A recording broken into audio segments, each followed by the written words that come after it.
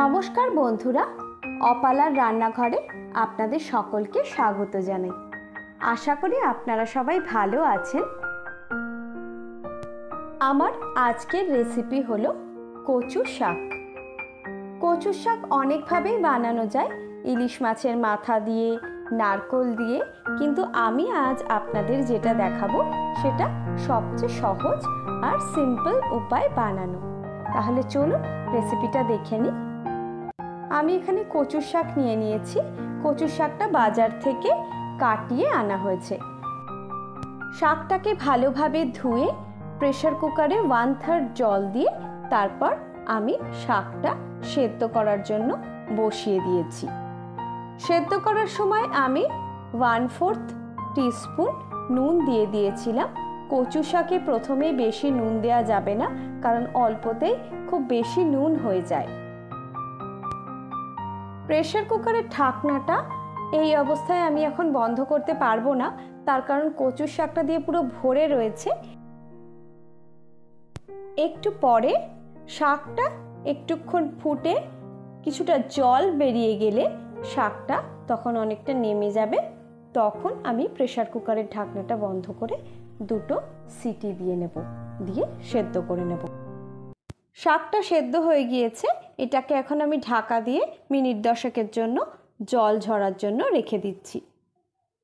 ততক্ষণ আমি অন্যান্য যা যা সরঞ্জাম লাগবে সেগুলো একটু রেডি করে নিয়েছি। একটা বড় সাইজের পেঁয়াজকে কুচি কুচি করে কেটে নিয়েছি।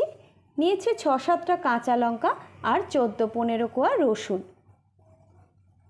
এবার এই রসুন আর কাঁচা লঙ্কাটাকে আমি মিক্সার গ্রাইন্ডারে দিয়ে একটু ভালোভাবে পেস্ট করে নিচ্ছি।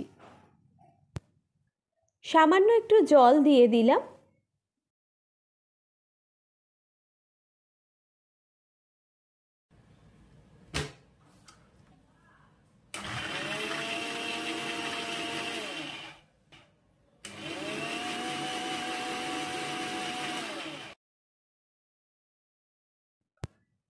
রসুন আর কাঁচা লঙ্কাটা আমার পেস্ট করা হয়ে গিয়েছে। এবার এটাকে আমি একটা বাটির মধ্যে ঢেলে রেখে দিচ্ছি। এতক্ষণে কচু শাকটার থেকেও জল ঝরে গিয়েছে। দেখুন কতটা জল বেরিয়েছে। গ্যাসের ফ্লেম অন করে তাতে একটা ফ্রাইং প্যান বসিয়ে দিলাম। এবার তার মধ্যে আমি 2 টেবিল স্পুন মতো সর্ষের তেল নিয়ে নিয়েছি। তেলটা গরম হওয়ার পর 1 টিস্পুন 5 ফোড়ন দিয়ে দিলাম। ফোড়নটাকে ভালোভাবে তেলের মধ্যে নেড়ে নিয়ে আমি আগে থেকে কেটে রাখা পেঁয়াজ কুচিটা এই তেলের মধ্যে দিয়ে দিলাম। গ্যাসের ফ্লেমকে মিডিয়ামে রেখে আমি এই পেঁয়াজগুলোকে একটু ভাজা ভাজা করে নিচ্ছি।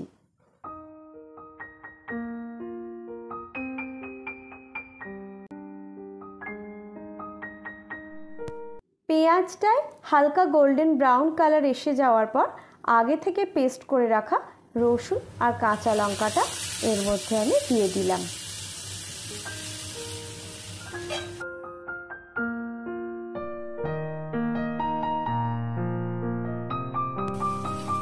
এই রসুন আর কাঁচা লঙ্কার পেস্টটা আমি পেঁয়াজের সঙ্গে ভাজা ভাজা করে নিচ্ছি।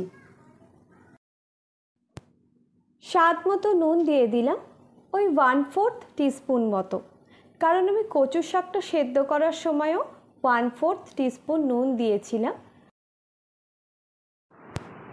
পরে ফাইনালি একবার নুনটা আমি দেখে নেব, তখন যদি প্রয়োজন হয় তাহলে আর একটু নুন দিয়ে দেব।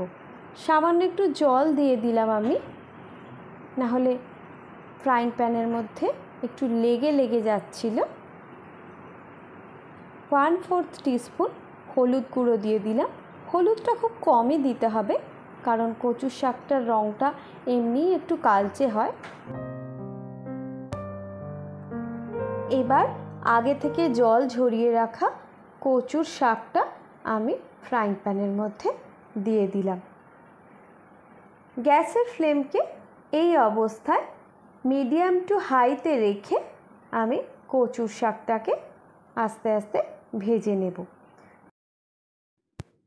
তার কারণ জল ঝরানোর পরেও কচুর শাকটার মধ্যে কিন্তু এখনও অনেকটাই জল রয়েছে, তাই একটু সময় নিয়ে আস্তে আস্তে জলটাকে টানাতে হবে। আবারও 1/4 টিস্পুন নুন দিয়ে দিলাম, কারণ নুনটা একটু কম মনে হয়েছিল আমার। আর 1/4 টিস্পুন চিনি দিয়ে দিলাম।